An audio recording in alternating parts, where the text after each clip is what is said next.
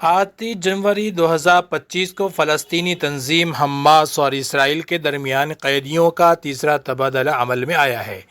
اس تبادلے کے تحت حماس نے 3 اسرائیلی قیدیوں کو رہا کیا، جن میں 19 سالہ خاتون فوجی اہلکار اگم برجر، 29 سالہ اربیل یہود اور 80 سالہ گیڈی موزیس شامل ہیں۔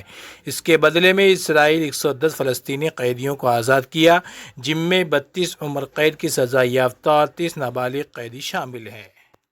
غزہ جنگ بندی تحت حماس نے اسرائیل کی خاتون فوجی اہلکار کو رہا کر دیا۔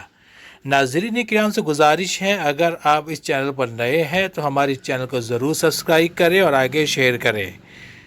حماس نے مزید ایک اور اسرائیلی خاتون فوجی کو رہا کر دیا۔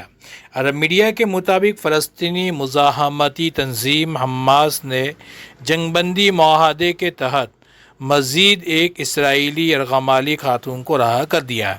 اسرائیلی خاتون فوجی اگم برجر کو جبالیہ میں فلاحی تنظیم ریڈ کراس کے حوالے کیا گیا، جو انہیں اسرائیلی حکام تک لے جائیں گے۔ واضح رہے کہ غزہ جنگ بندی معاہدے کے تحت آج 110 فلسطینی قیدیوں کی رہائی کے بدلے 8 یرغمالیوں کو رہا کیا جانا ہے۔